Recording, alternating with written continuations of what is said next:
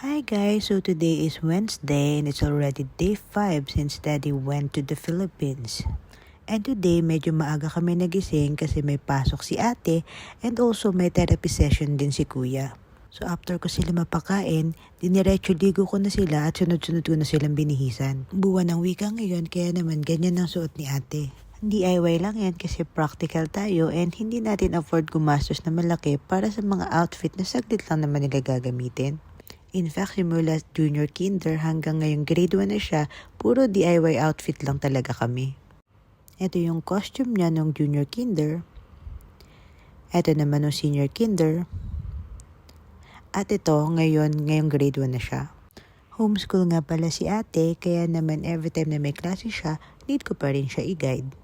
At para walang distraction si ate sa klase, sinusuhulan ko paminsan-minsan ng gadget ang dalawang maliit na ito. Or kagaya nito, hinahayaan ko lang sila magkalat. Para lang talaga di sila manggulo. After ng 1pm class ni ate, umaalis kami ng bahay at around 3pm.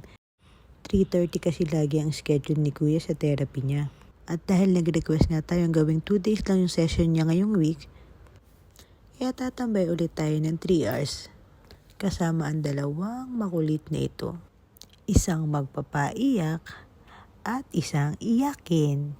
At panoodin mo na maigi dito si Seth dahil it's a prank! Kulit lang, di ba?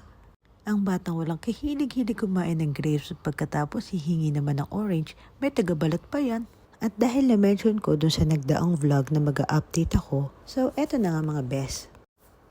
That same day na nalaman namin na scam kami, hindi na siya tinantanan ni husband. And fortunately, nadaan naman sa magandang usapan and nabawi yung 90k.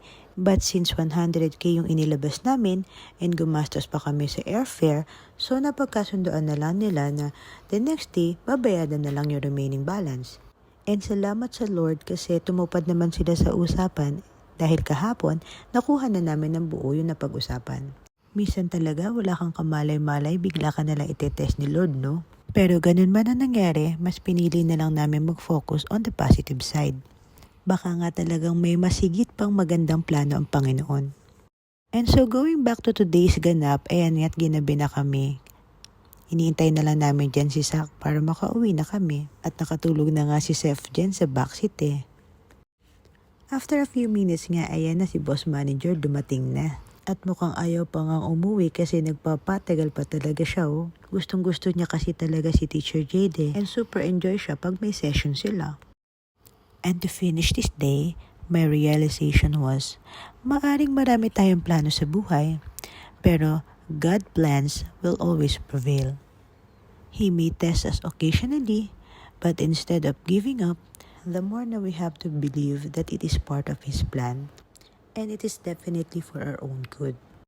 Ayun lang naman for today's video and thank you for watching. Bye!